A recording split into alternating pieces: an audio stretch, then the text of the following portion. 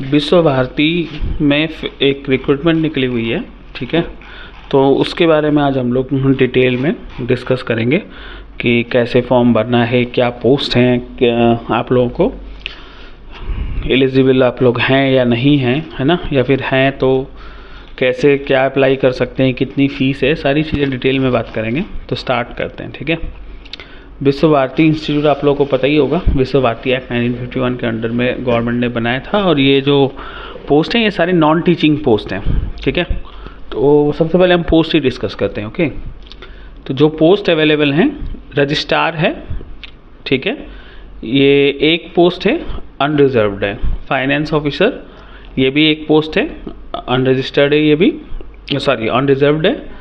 Librarian एक post unreserved. Deputy registrar एक post है, ठीक है, अनरिजर्व्ड है। इंटरनल ऑडिट एक पोस्ट है, अनरिजर्व्ड है। असिस्टेंट लाइब्रेरी में 6 पोस्ट हैं जिसमें से 3 अनरिजर्व्ड हैं, ठीक है, 2 ओबीसी के लिए और 1 एससी के लिए है। असिस्टेंट रजिस्ट्रार के लिए अगेन 2 हैं जिसमें से 1 अनरिजर्व्ड है और 1 ईडब्ल्यूएस के लिए रिजर्व्ड है, ठीक है। सेक्शन ऑफिसर में टोटल 4 पोस्ट हैं जिसमें 2 अनरिजर्व्ड है, 2 ओबीसी के लिए रिजर्व्ड है। असिस्टेंट सीनियर असिस्टेंट के लिए ग्रुप बी के ये पोस्ट हैं, 5 टोटल है जिसमें से 3 अनरिजर्व्ड है, 1 जो है आपका ओबीसी के लिए है और 1 एसटी के लिए रिजर्व्ड है, एसटी, ठीक है। अपर डिवीजन क्लर्क यूडीसी जिसको हम लोग बोलते हैं, ठीक है, या ऑफिस असिस्टेंट है, ग्रुप सी का पोस्ट है। टोटल 29 पोस्ट है जिसमें से 12 अनरिजर्व्ड है और बाकी ईडब्ल्यूएस के लिए 2, ओबीसी के लिए 6, एससी के लिए 7 और एसटी के लिए 1 पोस्ट है। एलडीसी लोअर डिवीजन का 99 पोस्ट हैं, इसमें 36 अनरिजर्व्ड है, 10 आपका ईडब्ल्यूएस के लिए है, 22 ओबीसी, 22 अगेन एससी और 5 जो है एसटी के लिए। एमटीएस मल्टीटास्किंग का 405 है, 177 पोस्ट अनरिजर्व्ड है, 40 ईडब्ल्यूएस के लिए है, 89 आपका ओबीसी के लिए है, 70 एससी और 13 एसटी के लिए, ठीक है। इसी तरीके से आपका प्रोफेशनल असिस्टेंट के लिए 5 टोटल पोस्ट हैं, 4 अनरिजर्व्ड है। सेमी प्रोफेशनल असिस्टेंट के लिए 4 पोस्ट है जिसमें से 2 अनरिजर्व है। लाइब्रेरी असिस्टेंट 1 है और वो अभी सी बात है अनरिजर्व्ड ही है। लाइब्रेरी अटेंडेंट के लिए 30 पोस्ट हैं, इसमें से 12 अनरिजर्व्ड हैं, बाकी 3 ईडब्ल्यूएस के लिए और ओबीसी एससी के लिए 6 और एसटी के लिए 1 पोस्ट है, ठीक है।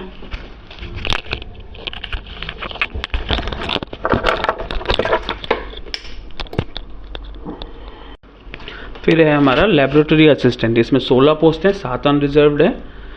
लेबोरेटरी अटेंडेंट में 45 पोस्ट हैं, 17 अनरिजर्व्ड है। असिस्टेंट इंजीनियर 1 पोस्ट है, वो ये रिजर्व्ड है ऑलरेडी। असिस्टेंट इंजीनियर 1 अनरिजर्व्ड है। जूनियर इंजीनियर 9 पोस्ट हैं, 4 अनरिजर्व्ड है। इलेक्ट्रिकल में जूनियर इंजीनियर 1 ही पोस्ट है, ये रिजर्व्ड है। प्राइवेट सेक्रेटरी पीए में टोटल 7 पोस्ट हैं, इसमें से 4 अनरिजर्व्ड है। पर्सनल असिस्टेंट अगेन पीए में 8 पोस्ट हैं ग्रुप बी में, ठीक है। ये पहले वाला लेवल 7 था, ये लेवल 6 है। 8 में से 5 अनरिजर्व्ड है। स्टेनोग्राफर 2 पोस्ट हैं, दोनों के दोनों अनरिजर्व्ड है। सीनियर टेक्निकल असिस्टेंट के 2 पोस्ट हैं अनरिजर्व्ड। टेक्निकल असिस्टेंट 17 में से 8 पोस्ट अनरिजर्व्ड है, बाकी सब में 1 3 3 1 है ना। एसटी के लिए 1 एस और ओबीसी एससी के लिए 3 और ईडब्ल्यूएस के 1 रिजर्व्ड है। सिक्योरिटी इंस्पेक्टर 1 पोस्ट है unreserved. Senior system analyst 1 post है अनरिजर्व। सिस्टम प्रोग्रामर जो है 3 पोस्ट हैं जिसमें से 2 अनरिजर्व्ड है। और टोटल वैकेंसी की अगर हम लोग बात करते हैं तो ये 709 है, ठीक है। अब हम बात करते हैं एज लिमिट की, ठीक है। पे लेवल 14 वगैरह के जो भी पोस्ट हैं 57 से नीचे का एज लेवल ये एक्सपेक्ट कर रहे हैं, ठीक है। पे लेवल 1 2 4 एंड 5 के लिए 32 साल जो ग्रुप सी के पोस्ट हैं उससे नीचे होना चाहिए। पे लेवल 7 और 6 के लिए 35 ग्रुप बी पोस्ट के लिए। एकेडमिक लेवल 10 और पे लेवल 10 के लिए 40 साल से नीचे का होना चाहिए, ठीक है। और पे लेवल 12 के लिए हैं 50 साल for the post of deputy registrar and senior system analyst. और पे लेवल 12 के लिए 56 for the post of internal audit officer on deputation basis, right. अगर हम एलिजिबिलिटी क्राइटेरिया की बात करते हैं, रजिस्ट्रार टीनर के लिए मास्टर डिग्री चाहिए विथ 55% मार्क्स, ठीक है। और उसके अलावा आपको एसोसिएट प्रोफेसर वगैरह होने का 15 साल का एक्सपीरियंस भी मांगा है, ठीक है। फाइनेंस ऑफिसर के लिए मास्टर डिग्री मांगा है, ठीक है। उसके बाद आपका एसोसिएट प्रोफेसर के इक्विवेलेंटली आपको कम से कम 15 साल का एक्सपीरियंस होना चाहिए, ठीक है। लाइब्रेरियन के लिए मास्टर डिग्री मांगा है इन लाइब्रेरी साइंसेस में, ठीक है, 55% के साथ में। अब PhD degree in library science, information science, documentation, archive and manuscript keeping, ये भी आपके लिए होना चाहिए, ठीक है, तभी आपको इसमें जॉब मिलेगा। तभी इसमें इतने सारे, इसमें ना एक्चुअली एजुकेशन बहुत हाई मांगा हुआ है, तभी इसमें एज भी इतना ज़्यादा इन लोगों ने दिया हुआ है, ठीक है।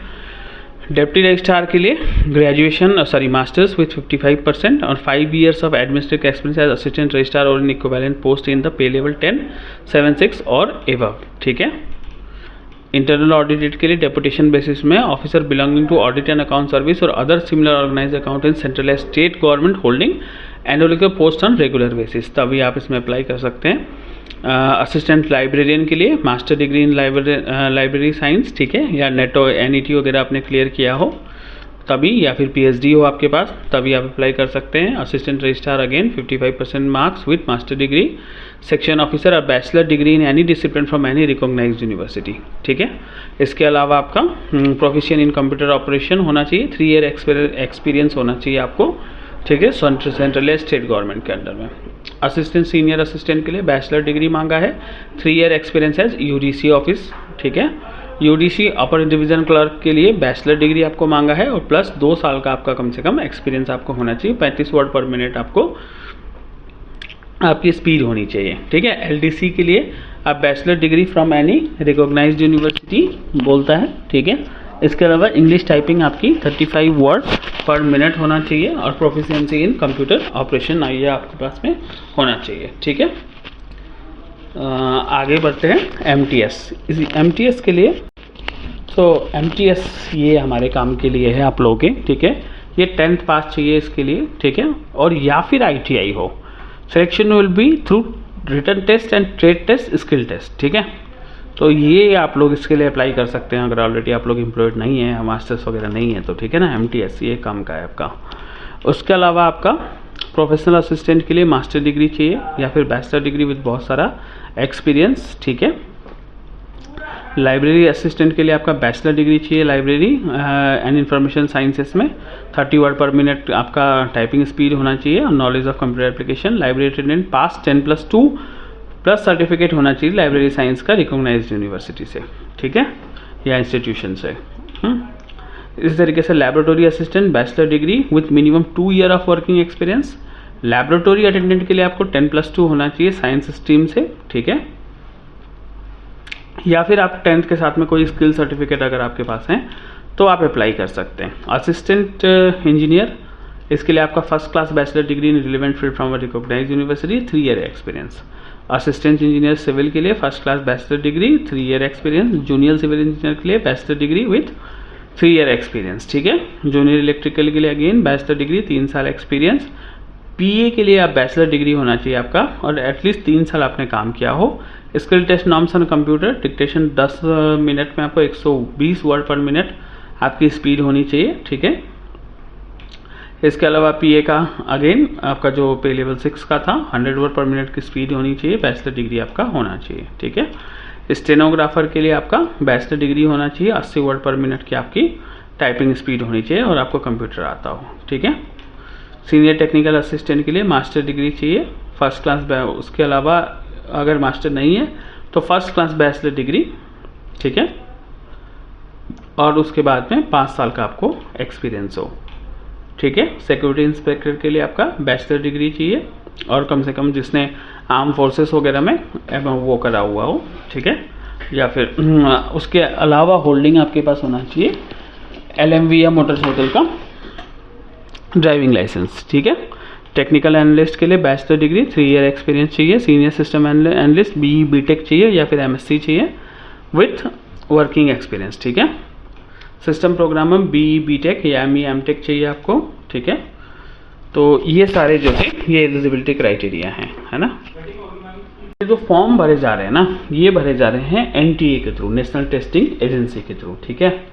बाकी अगर हम एज रिलैक्सेशन की बात करें तो SC ST के लिए 5 साल, OBC के लिए 3 साल, PWD के लिए 10 साल, PWD प्लस OBC है तो 13 साल, PWD प्लस SC ST है तो 15 साल, एक्स सर्विसमैन के लिए 5 साल, ठीक है। ये इसमें आपको छूट मिल रहा है, ठीक है। इसके अलावा हम आगे बढ़ते हैं। अगर ऑलरेडी आप जैसे गवर्नमेंट जॉब के एक्सपीरियंस वाले बहुत सारे जॉब हैं, तो ऑलरेडी अगर आप कहीं पे काम कर रहे हो तो आपको अपने एजेंसी से एनओसी भी लेना होगा, ठीक है। बिना एनओसी का आप नहीं भर सकते हैं फॉर्म, या फॉर्म आप भर भी दो तो आपको जॉब नहीं मिलेगी बिना एनओसी का, ठीक है।